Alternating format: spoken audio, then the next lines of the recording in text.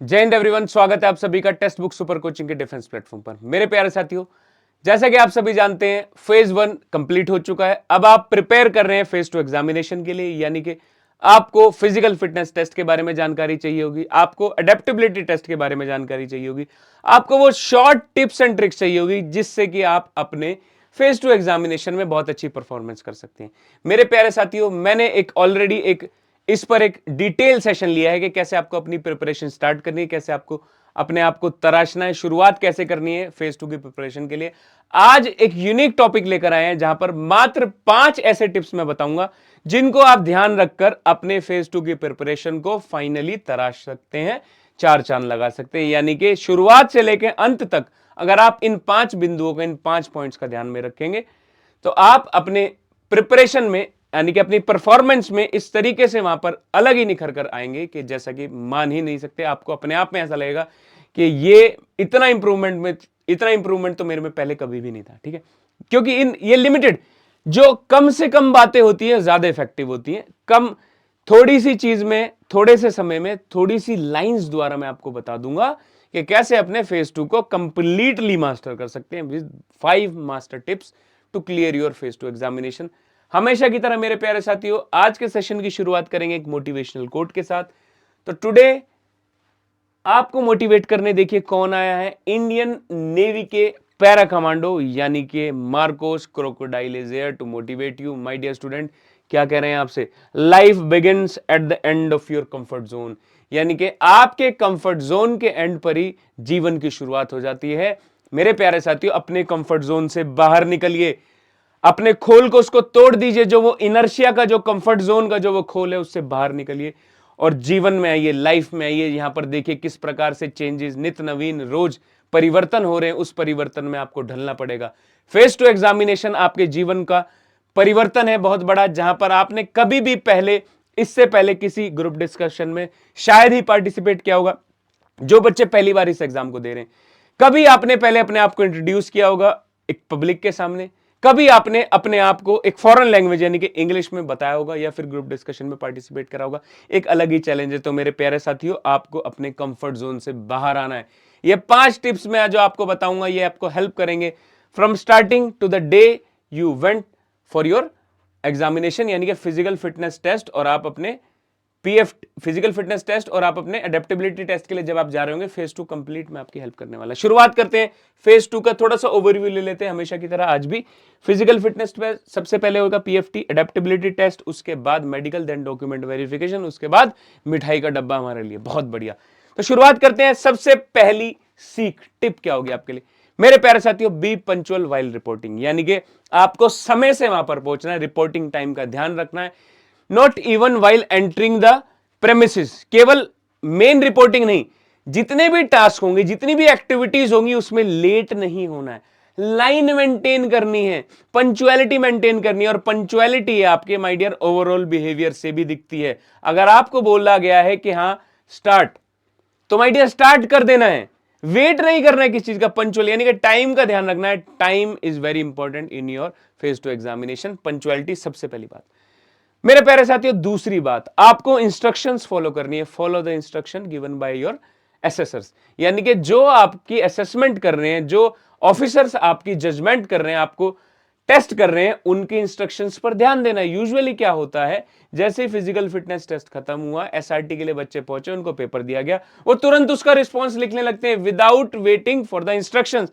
आपको instruction follow करनी पड़ेगी। आपने कितनी ही तैयारी क्यों ना कर ली हो, कितने ही प्रिपेयर्ड क्यों ना हो, आपको पता है इस टेस्ट के बाद क्या होना है, आपको कैसे करना है, लेकिन आपको you have to go by the book. आपको रूल्स एंड रेगुलेशन फॉलो करनी है, आपको तौर तरीके को फॉलो करते हुए वहां पर परफॉर्म करना है। यही होता है बेस्ट तरीका। मास्टर स्ट्रेटजी यही कहती है, फॉलो इंस्ट्रक्शन। और जो इंस्ट्रक्शन फॉलो नहीं करता, बहुत से ऐसे कैंडिडेट मैंने देखे अब तक के मेरे कैरियर में, जितने भी स्टूडेंट्स को मैंने गाइड किया है, जिसने भी इंस्ट्रक्शन फॉलो नहीं करी है वो फंसा है, वो रिजेक्ट हुआ है। इंस्ट्रक्शन फॉलो करने वाले स्मूथ रहते हैं, रिलैक्स रहते हैं, अपनी परफॉर्मेंस पर एक्टिव रहते हैं। और जो पहले से आगे चलता है वो दिक्कत में आता है, या फिर जो लेट चलता है, जो वेट करता रह जाता है, इसको समझ में ही नहीं आता क्या करना है। कान खुले रखने हैं, लिसनिंग, बहुत अच्छा लिसनर होना पड़ेगा आपको सभी एक्टिविटीज में। आपको इंस्ट्रक्शन ध्यान सुनिए। दो चीजें हो गई। इसके बाद मेरे प्यारे साथियों, ट्रस्ट योर प्रिपरेशन, अपनी तैयारी को ट्रस्ट करना है, वहां जाकर घबरा नहीं जाना। अगर कोई नया चेंज या अलग तरीके का क्वेश्चन आपको दिख गया कि आज पीएफटी हो रहा है, पीएफटी में जो है आपको रनिंग एक गीले ग्राउंड में करवाई जा रही है, या फिर आज गर्मी ज्यादा है, तो मेरे प्यारे साथियों आप तैयारी भी उस लेवल की कर जा रहे हैं ना। आपको हर दुख, दुविधा, समस्या, हर तरीके की प्रॉब्लम को फेस कर वहां पहुंचे हुए आप, तो आपको अपनी प्रिपरेशन पर, अपनी तैयारी पर, अपनी मेहनत पर, अपनी लगन पर विश्वास रखना है और हार नहीं माननी है।